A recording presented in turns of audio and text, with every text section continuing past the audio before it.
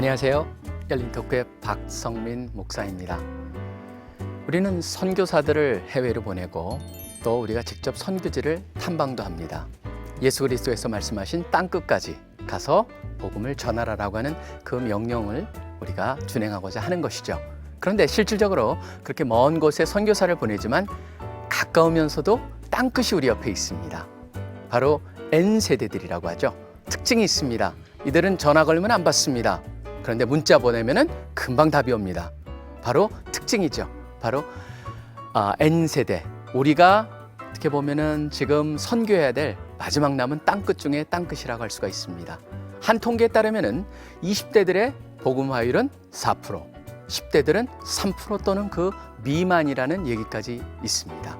다음 세대를 걱정할 때라서 이번 저희가 주제를 한번 다음 세대의 복음화를 위해서라고 하는 그 주제로 삼아서 말씀을 나눠보고자 합니다.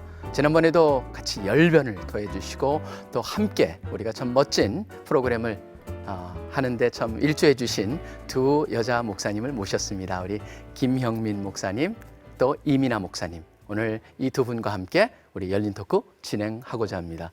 제가 한 통계를 말씀을 드렸는데요. 참 굉장히 슬픈 현실이죠. 그 현실에 대해서 어떻게 느끼십니까? 어떻게 보면 제일 좀 관계 없을 듯한 우리 최 목사님부터. 관계가 없다니. 나야말로 오늘 N세대에 대해서 관심이 많을 정도가 아니라 항상 만나고 있습니다. 매해 1년에 하여간 2번, 3번을 제일 먼저 1년 스케줄을 미리 결정할 때 청소년들을 만나야 된다. 그래서 그 청소년들 만나는 걸 지금까지도 한 번도 포기하지 않았어요. 오늘 나이 50 중반이 넘고도 청소년과 대화가 통하는 몇 안 되는 목사 중에 하나라 그래서 저는 감사한 마음으로 지금도 청소년들을 만나고 있습니다. 그게 약간 좀 거짓말이라고 생각해요. 저렇게 강한 언어로 시작을. 트위터, 페이스북도 안 하면서. 그거하고는 다르지. 트위터, 페이스북만 해야만 N세대가 통하는 게 아니라 정말 진정성을 갖고 있으면 젖먹이 아이들과도 통합니다. 마음을 갖고 있어야 돼. 마음. 지금 그걸 부정하는 게 아니라 빨리 하라 청산해서. 네, 저는 이제 아날로그 우리 이어령 선생님께서 디지로그를 말씀해 주셨잖아요. 정말 아날로그 세대이면서 디지털 세대와 함께 나는 디지로그로서의 삶을 이렇게 정말 늘 견고하게 갖고 있는데 이 두 사람들은 아날로그를 포기하고 너무 디지털로 화가는 게 아닌가 친구로서 걱정이 됩니다. 포기라는 말은 좀 동의하기 힘들겠죠. 나는 여전히 펜 들고 있어. 연필. 네. 근데 지금 마치 두 분 토론 같이 두 분만 얘기하시는데 우리 여기 여자 목사님들. 네, 제가 목사님 지금 4% 몇 프로 이렇게 말씀하시는데 정말 무섭게 교회를 떠나거든요. 근데 이제 청년들이 너무 가벼운 거에 질린 것 같아요. 다시 말하면 마틴 로이드 존스가 너무 또 학구적인 얘기를 하나. 마틴 로이드 존스가 진정한 기독교라는 그 책에서 시도되지 않은 기독교 그 얘기를 했었어요. 그 체스터턴이 먼저 얘기한 거를 인용했던 건데 제가 볼 때 아이들은 진짜로 보고 싶은 것 같아요. 최근에까지 우리 이제 베이비 부머 세대들은 이제 그 구도자 예배, 그러니까 복음을 쉽게 전달할 수 있도록 그런 그릇에 담아서 문화적, 이성적, 논리적 접근으로 아이들에게 했는데 오히려 정착을 안 하는 거예요. 그러니까 이 젊은이들이 요즘 청년들의 특징이 본질이잖아요. 본질을 추구하잖아요. 요즘 유행가도 보면 너무 직설적이고 우회하는 법이 없어요. 예, 그러니까 아주 속에 있는 본질을 얘기하자, 진정성으로 가자. 근데 사실 좀 거칠애가 있거든요. 그리고 오히려 퍼포먼스보다 본질에 충실하면 문화라는 밥그릇은 너무 이렇게 충실해서 하는 것보다는 아이들은 그 코어를 보고 싶은 거죠. 그 중심을. 한번 이 목사님도 지금 청소년 사역 많이 하시잖아요. 예. 어떻게 느끼세요? 제 청소년 사역이 어디서 시작됐냐면요. 네. 제 큰아이가 16살이 되니까 제 말을 안 듣더라고요. 교회를 가자는데 안 따라가고 저를 비난하기 시작하는데 엄마의 종교가 나는 받아들여지지가 않는다는 거예요. 처음엔 막 야단치고 그랬는데 얘기를 들어보니까 걔 말이 맞더라고요. 그 사실은 저의 영혼의 부흥이 일어나기 시작한 것이 우리 아들이 엄마가 시키는 대로 6년 동안 교회를 다녔는데 얘 세대에는 이것이 안 먹혀 들어가는 거예요. 우리들만 해도 조금 다소 거짓말인 것 같고 조금 다소 아닌 것 같아도 그 사회 안에서 조직 안에서 순종하고 따라가는 그 양 같은 그 세대인데 우리는 이 다음 세대 애들은요 하나님이 특별하게 만든 애들 같아요. 얘네들은 지금 한국 지금 56세까지 이 아이들이 저는 이 세계를 완전히 바꿀 부흥의 세대라고 생각합니다. 우리 아들부터도. 이 목사님께서 지금 다음 제가 좀 질문 던질 거랑 다 연결을 시켜주셨는데 바로 뭐냐면 우리가 N세대, 예. 그 N이라는 게 뭐 New라고 하는 네. 또 아, 그래요? Next Generation, 예. 그 다음에 또 새롭다, 예. 그 다음에 네티즌 같은 예. 인터넷을 잘한다, 그 다음에 뭐 디지털에 그 아주 민감한 세대인데 예. 특징이 그런 거 외에도 우리 경험을 통해서 만남을 통해서 그들의 특징을 우리가 알아야 되지 않겠습니까? 예. 그래야지 네. 그들을 갖다가 사실 그들 속에 들어가서 그들의 눈높이를 맞출 테니까 어떤 특징이 있는지 한번 생각한 걸 좀 나눠보시죠. 제가 먼저 좀 얘기를 꺼내 보면 우리가 이제 진공관 세대, 아날로그 세대, 디지털 세대 이렇게 나눌 수 있잖아요.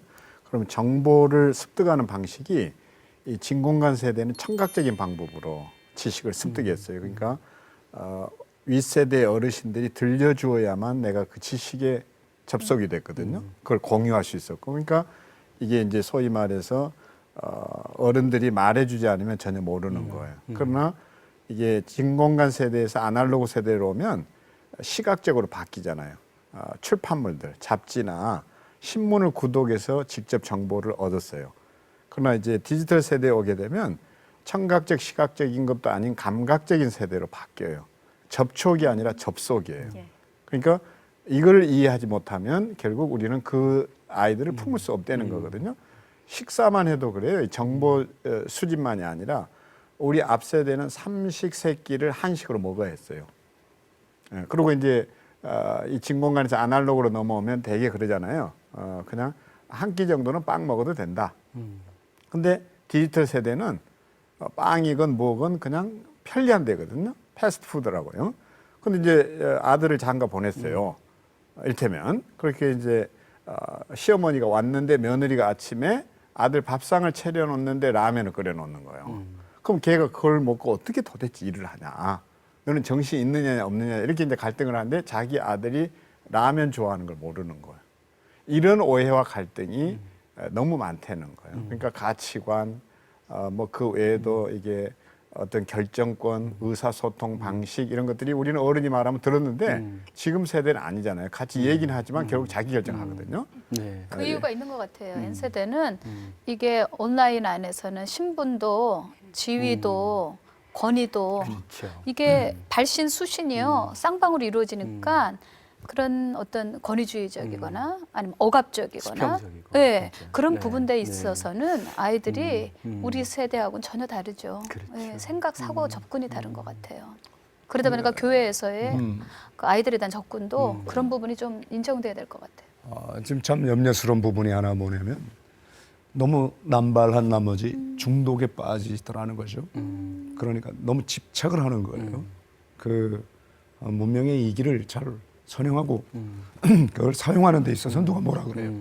그런데 거기에 한번 빠져서 그 많은 젊음의 아까운 시간들을 정말 왜 저렇게 저게 낭비할까. 어떤 때는 너무 마음이 슬퍼요. 왜냐하면 전철을 타고 갔는데 제가 청량리에서 저 종로까지 가는 동안 이렇게 돌아봤는데 90% 젊은이가 이러고 있더라고요. 이거 와 19이다. 그 모습이 사실은 굉장히 슬프게 했어요.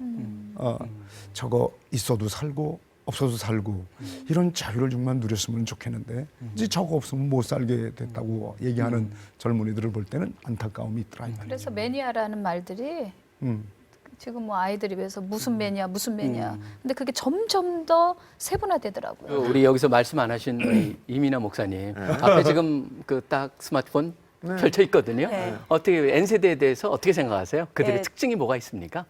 저는요 이 네. 세대 아이들이 굉장히 솔직한 아이들이라고 생각해요. 그리고 우리들만 해도 그렇게 생각하면서 아닌 것처럼 얘기하고 또 뭐가 굉장히 가면이 많잖아요. 근데 얘네들은 굉장히 전도하기 쉬운 세대인 것이요. 진짜를 보여주면 얘네들은 그게 진짜라는 거를 알면 목숨을 걸고라도 그것을 원하는, 그러니까 얘네들이 정말 원하는 게 저는 예수님의 사랑과 능력이라고 생각해요. 그래서 그 사랑과 능력을 보여주면 얘네들은 진짜와 가짜를 금방 알아요.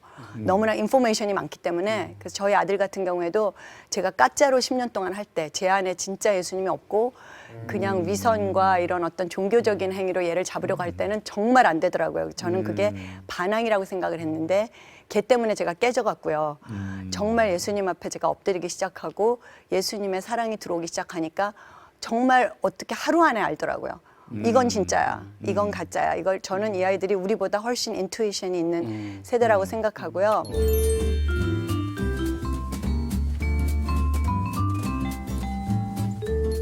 우리 대학생 사역하시고 청소년 사역하시니까 사실 그런 세대들 어렵잖아요. 어려운 세대들인데 그 세대들을 향해서 사역을 하고 계신다고요, 두 분이요. 그 사역을 하시면서 일어났던 경험하셨던 회복 또는 그 부흥 이런 것들이 일어나더라. 이렇게 접근해 보니까 그런 나눔을 좀 두 분이 한 번씩 해주시면 어떨까 생각이 듭니다. 먼저 이 목사님 좀 말씀해 보시겠어요? 예, 제가 그래서 저의 그 사역 훈련은 제 아들 둘을 기르면서 제가 N세대 중에서도 유난한 아이들 둘을 길렀습니다.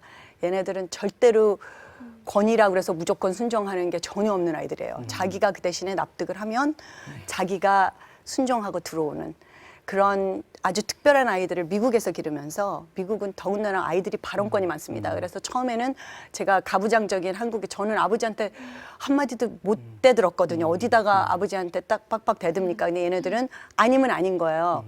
처음에는 그것이 굉장히 반항적이다. 그래서 꺾으려고 그랬습니다. 그런데 너무 안 되니까 성령님 앞으로 가서 어떡할까요? 얘네들 못 기르겠습니다 했을 때 성령님이 주신 지혜가 이 아이들이 원하는 그 방식이 있다는 것. 그것이 저는 다윗과 솔로몬 역대상 22장에서 다윗 세대에게 하나님이 주신 것과 솔로몬 세대에 주신 것이 틀리잖아요. 다윗은 전쟁의 세대였고 솔로몬은 평강의 세대였어요. 그래서 패러다임이 완전히 틀린 세대에게 가서 우리 세대의 것을 고집하면 완전히 세대 간의 갈등이 없어질 수가 없다는 거. 그래서 제가 굽히고 들어갔습니다, 처음에는. 그래서 우리 아들을 연구하기 시작했어요. 걔가 18살쯤 됐을 때 지가 와서 엄마 안에 있는 하나님을 내가 본다. 그 하나님을 내가 믿겠다 하고 스스로 오는 그걸 보면서 제가 이것이 하나님이 원하는 세대 간에 하나 되는 것이구나. 그 말라기서 4장 6절에서 성령이 와야, 엘리야의 영이 와야 아버지의 마음을 자식에게로, 자식의 마음을 아비에게로 돌려준다고 그랬잖아요. 그래서 그때까지 제가 배웠던 모든, 제가 그때 이 아이를 고쳐보려고 그 당시에 나왔던 모든 그 청소년 어떻게 고치나 하는 책을 다 사다가 읽었는데 안 되더라고요. 그런데 제가 먼저 회개하고 하나님 가르쳐 주십시오 하고 겸손하게 성령님에게 도와달라고 했을 때 엘리야의 영이 하나님의 영이잖아요. 하나님의 영으로 안 보이던 아들이 보이기 시작하고 그 아들에게 또 가서 엄마를 보게 하고, 그래서 세대 간의 화해가 일어나는 것은 둘이 같이 기도할 때 밖에는 안 되겠구나 해서 저희 가정에서 있었던 회복을 가지고 그냥 사역을 합니다. 그래서 아이들을 봤을 때 얘는 정말 힘들어, 이 세대는 안 돼 하는 아이들일수록요, 하나님에게 지혜를 구하면 하나님이 가르쳐 주시는 것은 사랑과 이해예요. 그냥 그 아이들을 사랑해주고 있는 그대로 인정해주고, 그 세대가 잘못됐다고 하는 것이 아니라 너희들 세대는 우리 세대에 없는 것이 있어. 너는 평강의 세대야. 그것을 너는 전쟁 안에서 게을러. 너는 전쟁을 겪은 우리처럼 하나님을 열정적으로 사랑할 수 없어. 이렇게 자꾸 비교하지 말고 저 세대에 하나님이 주신 그 엑기스, 이 세대에 하나님이 주신 진짜 무기가 무엇인가. 이것이 솔직함이에요. 저는 이 아이들이 그리고 자기네들이 옳다고 생각하는 거에는 얘네들은 아무리 옆에서 아니라 그래도 오히려 그 피어 프레셔가 우리 세대만큼 많지 않은 것 같아요. 그래서 그런 주관성이 있는 거, 이것을 쟤네도 고집이 세다 이러는 게 아니라 너는 솔로몬처럼 여호수아처럼 하나님의 나라를 세울 아이들이야. 너희들은 기도원 세대야. 이렇게 아이들에게 하나님이 걔네들을 보는 눈으로 정체성을 불어넣어주면 이 아이들이요, 저는 이 세대가 힘들다고 그러는데 대학생 아이들처럼 한국 대학생 아이들처럼 전도회가 쉬운 애들이 없어요. 정말 30분만 걔네들 얘기를 들어주고 인정해주고 예수님이 바로 그런 분이야. 예수님이 자연스럽게 우리 김 목사님 그 대학생 사역 한번 예. 좀 한번 연결해서 말씀해 주세요. 네, 요즘은 젊은이들이요. 그냥 덮어놓고 믿어라. 무조건 믿어라. 하나님 안 보이는데 믿어라. 청년들이 옛날같이 권위 아래 안 들어와요. 부모의 권위, 스승의 권위, 목사의 권위 인정 안 하고 그 밑에 안 들어오거든요. 그리고 포스트 모더니즘의 영향을 받아서 절대적 진리가 없어요. 그런 세대 아이들을 붙잡고 사역하는 데 있어서 제가 볼 땐 성령 세례 외에는 대안이 없다. 특별히 데살로니가 후서 2장에 보니까 마지막 때 이렇게 배도하는 일들이 일어나잖아요. 근데 그 배도하는 일들이 문화 속에서도 또 아이들의 그 인성 속에서도 점점 아이들이 권위 안에 들어오질 않으니까 점점 사악해지고 어떨 때 보면 이제 김진구 목사님 살아계실 때 정월에 이렇게 반나절씩 같이 보낸 적이 있었는데 그때 그러시더라고요. 김현 목사님, 난 요즘 젊은 애들 보면 귀신 들린 것 같아. 그러면서 눈물이 꽉 고이시더라고요. 근데 점점 더 동의해요. 네. 아이들하고 대화하다 보면요, 어딘가에 구부리고 싶은데 뭐 절대적인 것이 있었으면 좋겠어. 자기를 붙잡아줄 수 있는 것이 있으면 좋겠는데 붙잡아줄 수 있는 게 없는 거예요. 어떤 것도. 그러니까 아이들이 막 그냥 방어하는 거예요. 그리고 막 매니아, 아까 중독 같은 거. 근데 이 아이들을 놓고 사역하면서 저희 교회는 그래도 매주 40-50명씩 새가족이 와요. 근데 이 아이들이 다음 주에 온다는 보장이 없더라고요. 붙잡을 수 있는 힘이 없어요. 설득 이성 가지고도 안 되고 뭐 교회 자랑, 프로그램 자랑, 뭐 너희들 사랑받아야 돼. 요즘 아이들 한두밖에 안 나는데 그러잖아. 또 당신은 사랑받게 태어난 사람 이러면서 떠받든다고 그 아이들 붙잡혀 있어요.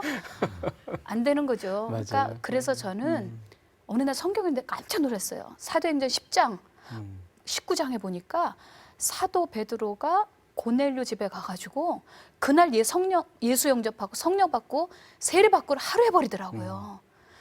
그러니까 이게 긴박성이에요. 마지막 때에도 이런 긴박성을 가지고 사역을 해야 되겠다고 그러고요. 그때 그 박해 때 그렇게 했거든요. 예수님이 믿는 게 불법인데 상대방 믿게 하려니까. 그러니까 막 그런 긴박성을 가지고 하는 거죠. 저 사도행전 19장에도 보니까 에베소 지역에 있었던 12명 정도 되는 사람을 사도 바울이 그분도 그렇게 세 가지를 한꺼번에 했더라고요. 이거를 지금 이렇게 뭐 떼어놓고 이걸 뭐 몇 주 코스로 하고 이런 것이 아니라 성경은 아예 원색적 원단은 그렇더라고요. 사도행전이. 그래서 어느 날 그 성경을 읽고 맞아. 내가 왜 이 좋은 것을 안 했지? 이건 내가 용기가 없기 때문이야. 담대하지 못하기 때문이야. 성경에 어긋나지 않는 한 한번 시도를 해보자. 무대 한번 성령님 일하실 때 무대를 깔아보자. 아이들이 뭐 컴퓨터랑 판타지예요, 판타지. 그리고 막 세상의 유혹은 뭐 이 성에 대한 것은 뭐 말로 할 수 없이 밀려 들어오는데 이거를 압도할 만한 그것은 어떤 방법이 아니더라고요. 그래서 방법을 최소화시키고 야성을 극대화하고 성령의 역사 이것만 압도되겠더라고요. 보니까 그게 사도행전이더라고요. 할렐루야. 그래서 무조건 교회에 오는 아이들을요. 제가 오후 예배는 안 드려요. 우리 그냥 부목사님들한테 다 설교하고 하라고 그러고 잘 믿는 아이 더 잘 믿게 하려고 하는 거 학습하는 거는 너희들이 해라. 난 안 믿는 아이들 붙들고 얘네들하고 씨름을 하겠다. 그래서 그날 온 아이들 새가족들 놓고 복음 전하고 성령 받고 그날 침례식까지 하루에 다 해버려요. 근데 그게 어떤 분들은 김현 목사가 뭐 그 은사로 하는 거 아니야? 능력 있어서 하는 거 아니야? 아니에요. 저는 그런 목사님들에게 그래요. 성경에 있는데 그건 불신 아닙니까? 성경에 있지 않습니까? 둘째, 그러면 새가족 붙들고 당신은 저는 몇 시간씩 그 새가족 붙들고 우는데 한두 시간이라도 심지어 저는 6시간씩 붙들고 있는데 그렇게 울어나 봤어? 울어나 봤어? 옆에 있는 그러니까. 그 재직들이 네, 맞아요. 그래요. 어떨 때는 표적이 날 수도 있고 안 날 수도 있는 거 아니에요? 꼭 뭐 표적이 있어야 돼요? 아이들이 말씀에 권위 앞에 들어가는 게 성령세례인데 기껏긴데 그러면 저 옆에서 그러죠. 우리 목사님 능력은 없어도 사랑은 있어. 잃어버릴 게 하나도 없는 거죠. 그런데 새 가지고 왔는데 기껏해 MP3 주고 뭐 설탕 부대나 주고 그러면 가면서 속으로 영은 우는 거죠. 너희 교회 가면 성령 받을 줄 알았다. 너희 교회 오면 예수 만날 줄 알았다. 인격적으로. 근데 이런 것이나 물품이나 주고 인본주의적인 그 생각이나 주고 뭐 보드라우게 뭐 너 사랑해 너 자존감이나 심리적인 접근이나 해가지고 할 때 우리 하나님이 성령님 얼마나 단식하시겠어요. 성경 보니까 가장 좋은 것을 주리라. 누가 떡을 달라고 그러는데 돌을 주고 생선 달라는데 뱀을 줄 아비가 있느냐. 가장 좋은 거 성령 주시는 거 아니겠느냐고 그렇게 말씀했는데 지금 전 젊은이를 붙잡을 수 있는 것은 바로 심리도 철학도 뭐 이런 상담도 아닌 것 같고요. 저는 성령님이래야 된다고 생각해요. 그래서 성령 받을 수 N세대와의 있도록. 소통의 네. 도구가 문제가 아니라 본질. 네. 그러니까 아이들에게 야 교회 가자가 아니라 이제 좀 부모들이 교회란 무엇이냐. 네. 본질에 대한 질문을 하면 훨씬 더 설득력이 있을 것 같아요. 그게 요즘에 일어나는 이머징 제너레이션. 본질. 본질에 충실하면 다 된다고 두 분 다 공동적으로 얘기를 하잖아요. 네. 그런 점에서 그렇죠. 너무 소통의 도구에 얽매이지 말자는 거예요. 아니, 저보고 얘기하지 마시고 송 목사님 보고 얘기하시는데 지금요. 나도 네, 하나 요 질문하고 의과대학에 연결해서 말씀하면 뭐 어떨까요? 같은 맥락이니까 네, 네. 의과대학의 교목을 7년간이나 나도 했잖아요. 근데 요즘 아이들이 권위에 복종 안 한다고 하는데 저는 그렇게 생각 안 합니다. 권위에 정말 복종해요. 권위다운 권위. 예, 권위적인데 거부하는 것이지. 그래서 헤임 기노트가 그런 얘기 하잖아요. 우리 할아버지 세대는 권위적이긴 한데 권위적이지 않으면서 권위가 있었는데 우리 아버지 세대는 권위적이긴 한데 권위가 없다고 그랬거든요. 그러니까 저는 우리 이민아 변호사님 얘기하신 것처럼 본인이 하나님에 사로잡혀 있고 그 사랑 안에 젖어 있으면 영케 아이들이 그 진실을 알거든요. 그게 진짜 권위라는 거예요. 소리 지른다고 애들이 들을 거라고 생각한다면 그건 착각이죠. 그리고 저는 성령님이 역사하시는 것에 대해서 100% 믿고 성령님이 함께 하셔야 한다고 생각하지만은 우리가 외면하지 말아야 되는 것은 청소년들의 심리고 상담적인 어프로치도 필요한 거지. 성령이 있으시다고 해서 그런 거 필요 없다고 얘기하는 건 너무 필요 없다고 극단이에요. 말씀드린 건 아니고 그거 진짜 극단이에요. 주와 부가 있다는 거죠. 맞아요. 인간에게 호소해야 마음에 호소해야 되는 거지. 그리고 성경에 분명히 영에서 난 것은 영이고 육에서 난 것은 육이지. 그래서 상담은 방법이니까 그러니까 여러 가지 어프로치가 있다고 네, 얘기를 하셔야지. 네, 네. 그 목사님 상담하시는 목사님이시니까. 그렇게 필요 없다고 그러면 안 돼요. 우리 N세대만 네. 타문화가 아니에요. 네. 2000년 전도, 3000년 전도 그 당시에 다 문헌에 의하면 요즘 애들 이해가 안 간다. 네. 그렇잖아요. 요즘 그 젊은 세대 간의 것들은 단절. 버릇이 없다. 그렇지. 그게 요즘 와서. 젊은 네. 것들 그 얘기는 너무너무 소크라테스 때도 했어요. 그러니까 말이죠. 이 어쩔 수 없는 이 세대 간의 단절에 대해서 저는 도구가 문제가 아니라 본질. 맞습니다. 네. 이 본질을 어떻게 그러면 서로 이렇게 한 자리에서 만나게 할 수 있을까? 그건 꼭 트위터나 네. 페이스북만이 아니라 정말 쓰는 편지 하나, 육필 편지에 아이에게 정성을 담아 편지 한 통이라도 뭐 제대로 쓰면 그리고 이렇게 고전적 방법이긴 하나 아이들 앞에 무릎을 꿇고 내가 울어버리면 그게 전달이 되지 않나.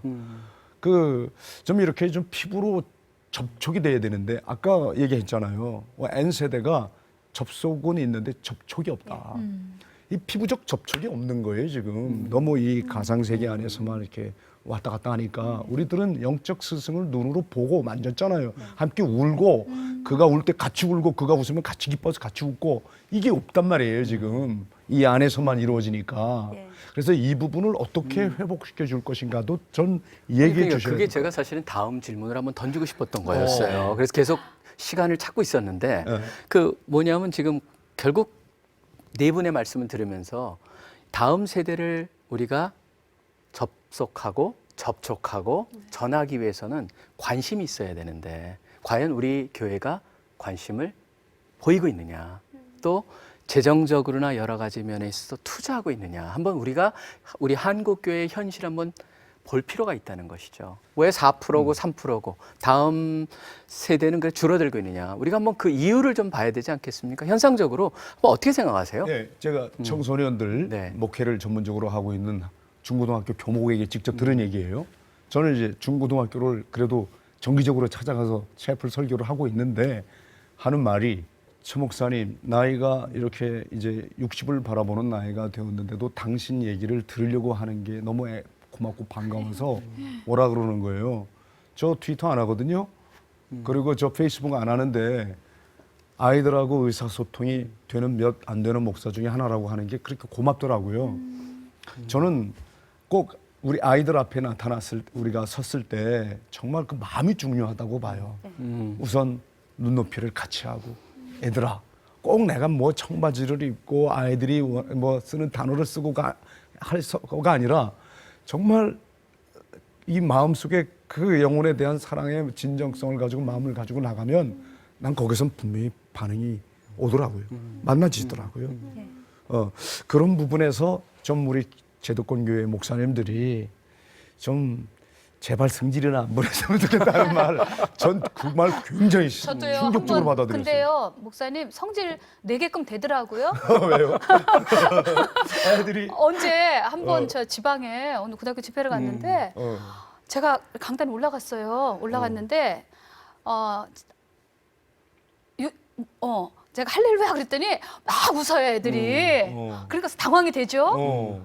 그리고 조금 말씀 지나 한 1분도 안 지났어요. 근데 책상을 두드리면서 내려와. 저거가요 강심장이거든요. 근데 그 집단으로 강당에서 내려와 하는데 애들이 짜고 한 것 같더라고요. 처음부터 목사 온다니까 비기독교 학교에서. 순간적으로 이놈들이 내가 내 이름이나 내려왔나? 내가 바쁜 시간 쪼개갖고 왔는데 돈이나 벌러 왔나? 갑자기 피가 진짜 확 올라가면서 목사님 진짜 나가겠더라고요. 말씀하신 대로. 또 우리 집안이 평안도잖아요. 세게 나갈 뻔했는데 갑자기 주님이 그러시는 거예요. 쟤네들 왜 저러는 줄 아냐? 사랑 못 받아서 그러는 거다. 학교 가든 학원 가든 쟤네들이 어디서 사랑받냐? 돈도 주어주고 뭐 다른 거 환경이 주어져도 쟤네들이 진짜 느낄 수 있는 피부로 느껴서 사랑을 못 받아서 그런다. 허기가 있어서 그런다. 그 순간 될 때까지 해야 되겠다. 하나님 사랑을 보여줘야 되겠다. 예. 그래가지고 하나님의 사랑을 받으면 되겠구나 싶어서 그냥 될 때까지 막 복음을 전했어요. 어떤 정신으로 했는지 모르겠어요. 아이들이 뭐 335 머리 빗고 있는 놈 얘기 이렇게 집중을 안 하고 자기네들끼리 그리고 의자가 푹신하니까 다들 이러고 있어요. 그러다가 좀 세게 목소리가 나가고 정좌 정신 막 이러나면 또 이랬다가 그러니까 어떻게 할 수가 없겠더라고요. 그런데 밤 10시, 11시까지 어떻게 말씀을 전했어요. 그때도 아이들이 들어오질 않는 거예요. 복음 아래. 그러면서 속으로는 이제 울면서 복음을 전해서 우리 예수님도 이렇게 외로웠겠구나. 바울도 복음 전할 때 이렇게 힘들었겠구나. 한 명도 1대1 거부당해도 참 이게 전도할 때 힘들잖아요. 근데 집단으로 거부당하니까 진짜 십자가 못 박히는 기분이더라고요. 근데 갑자기 한쪽 구석에서 어떤 아이가 남학생인데 목사님 이렇게 우는 거 있죠. 그러니까 분위기가 완전 반전이 되는 거예요. 애들이 다 일어나서 누구야 누구 그 순간 찬물을 끼얹어가지고 딱 조용해지는 거예요. 제 속에서도 막 눈물이 흐르고 막 눈물로 복음을 전하는데 이때일세 성령이 일하시는 거죠. 활동하시는 거죠. 그러고 나서 말씀을 끝냈는데 애들이 막 다 눈물바다가 됐는데 복음 예수 형제 발 사람 손들어 보내니까 아이들이 상당히 손들었어요. 근데 그냥 시간이 이미 너무 지나서 이사장님도 가고 교장선생님도 가고 그랬는데 그 상황에서 그냥 다 그냥 가슴에다 손 얹고 이렇게 우리 그냥 영접받 이렇게 안 되더라고요. 제 마음에 제 양심이 그게 허락이 안 되더라고요. 이 아이들의 얘기를 들어줘야 되겠다. 그 자살하는 이유가 내 이야기를 들어서 한 사람에서 죽는 거 아니에요?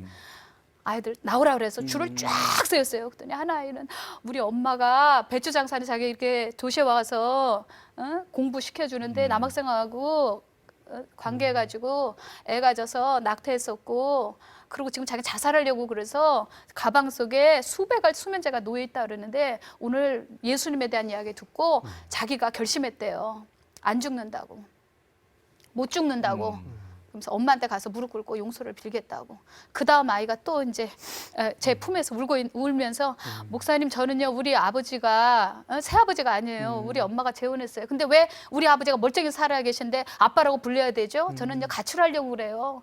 그러면서 그 비명을 지르면서 울다가 갑자기 무슨 정신이 났는지 근데요 이제 집에 가서 아빠라고 부를래요 또 이러는 거예요. 그 아이들 한 명 한 명 이야기를 다 들어놨는데 새벽이 됐어요. 나중에 이 옷이 다 눈물 콧물로 범벅이 됐는데 그러고서 서울로 올라오는데 아, 내 속으로 목사 되게 참 잘했다. 아, 진짜 내가 이거 다음 세대를 위해서 사역하는 건 진짜 내 보람 된다. 아, 그러고서 얼마나 그때 제가 스스로 아이들 때문에 역으로 은혜 받았는지 몰라요. 저도 짧게 한 말씀만 네. 곁들여서 말씀드릴게요. 한번 일반 대학에 갔는데 맨 앞에 앉은 학생이 탁 고개를 뒤로 적히고 손속으로 눈을 탁 덮었더라고. 안 듣겠다 이거지.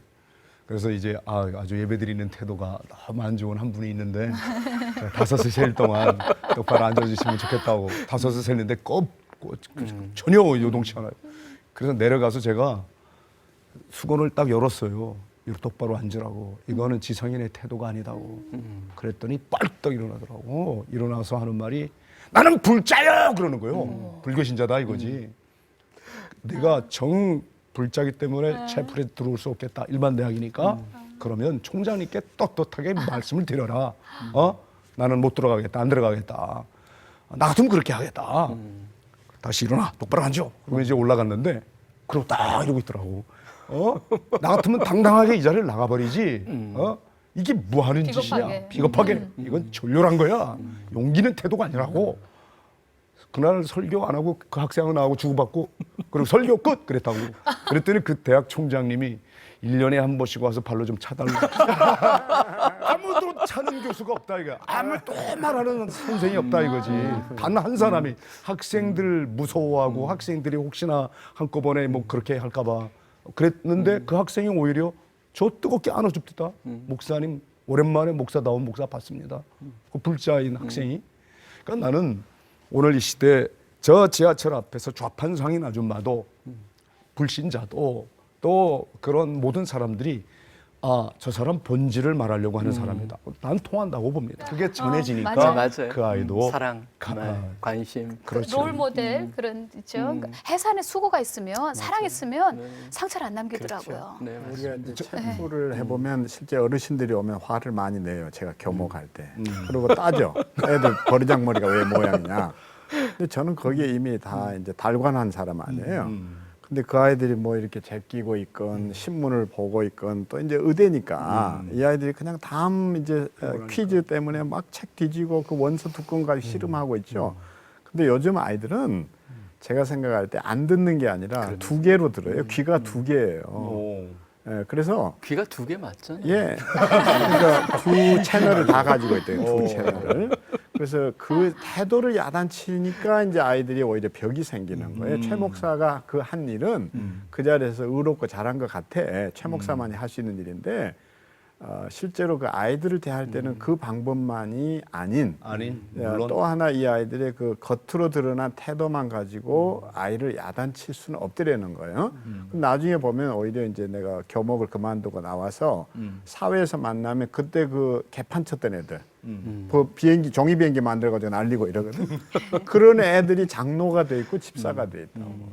그러니까 우리가 N 세대를 향해서 좀 더 열정을 가지고 그들이 우리가 뿌린 씨앗이 헛되지 않아 30배, 60배, 100배의 결실을 거둔다는 믿음이 있으면 끝내 돌아온다는 거예요. 저는 기독교 학교의 체프를 그래서 아주 소중하게 생각합니다. 목사님 말씀 동의하고요. 근데 안 되는 거는 안 되는 것이어야 되는 것이 기독교라고 생각해요.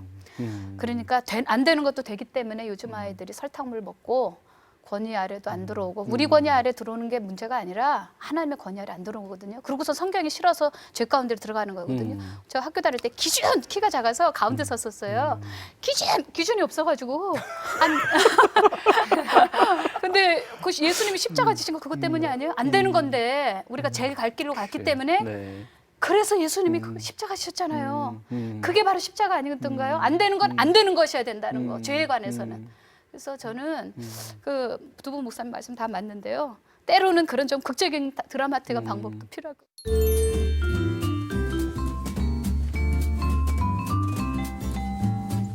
이게 지금 학교, 교회, 사실 가정, 아이들이 가장 영향력을 받을 수 있는 게 세 군데인데 영향력을 받을 수 있는 채널이요. 근데 이 세 개가 함께 연계가지고 할 수 있는 뭐가 없을까요? 저는 이 목사님 말씀을 드리면서 지금 가정 속에서 그런 거를 느끼셨고 또 지금 사역 속에 그것을 적용하시면서 어떻게 보면 가정과 학교와 교회 이 세 개 속에서 연계할 수 있는 좋은 아이디어가 없을까요? 이 아이들이 가장 원하는 것이 진짜 아버지인 것 같아요. 진짜 아버지의 사랑, 진짜 어머니의 사랑. 제가 그 청소년 범죄 담당 변호사였기 때문에 제가 처음에 전도한 대상들이 이미 감옥에 들어간 아이들, 이미 사회에서 완전히 학교와 교회와 가정이 다 실패한 아이들. 이 아이들을 보고 가슴에 품고 기도하면서 하나님 여기에 정말 해결책이 뭡니까 했을 때 하나님께서 보여주신 것이 진정한 사랑, 아버지의 사랑.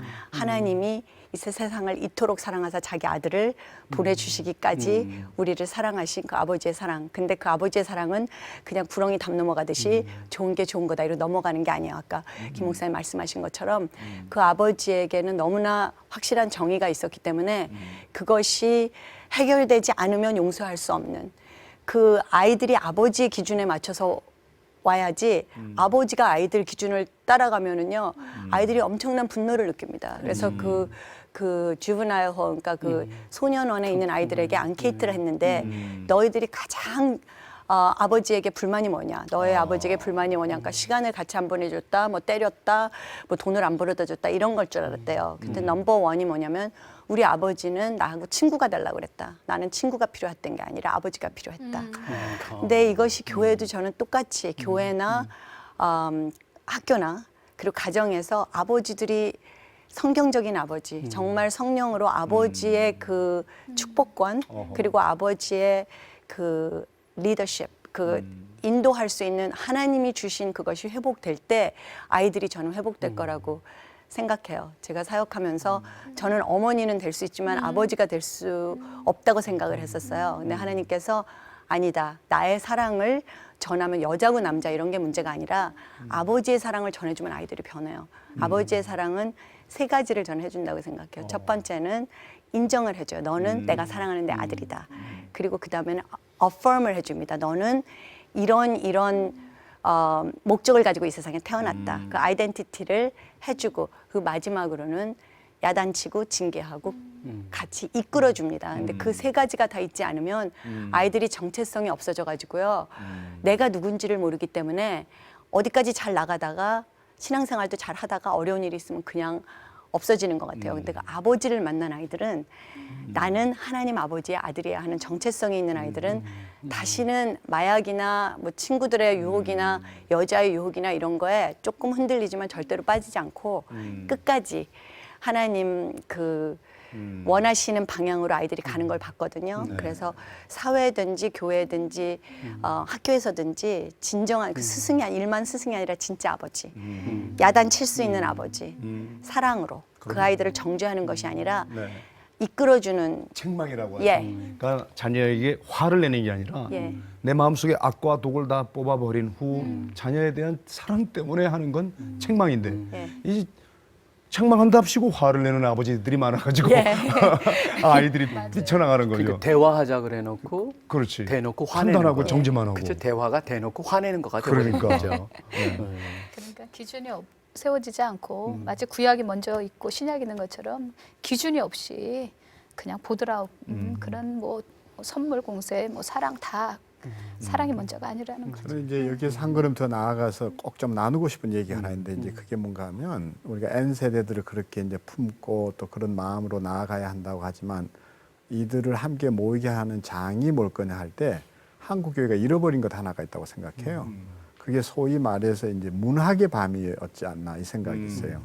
그때 아무것도 모르면서 저는 중학교 때부터 읽었던 그 여기 따님이 있어서 한 얘기 절대 아니거든요.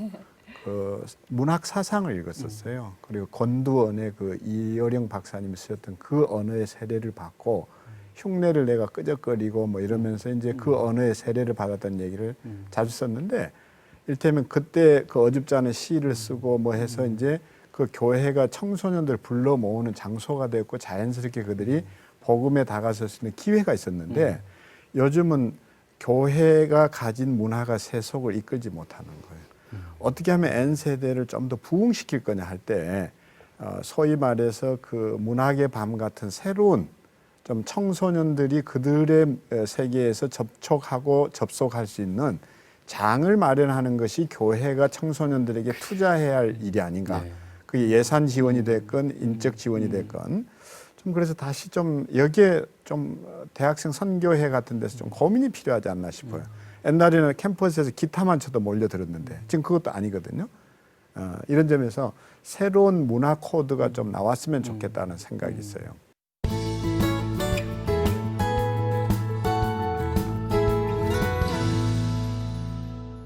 성경을 보면은 사사기의 시작 부분에 사사기의 시작을 열면서 하는 말이 여호수아가 110세에 죽고 그다음에 여호수아랑 함께했던 함께했던 사람들이 떠나면서 여호와에 대해서 잊어버리고 또 여호와께서 행하신 그 놀라운 그 기적들, 이적들을 잃어버리는, 그래서 그걸 잊어버릴 뿐만 아니라 그로 인해 가지고 가나안 문화 속에 들어가 버리는 다음 세대. 그래서 사사기가 그렇게 펼쳐지는 것을 보게 됩니다.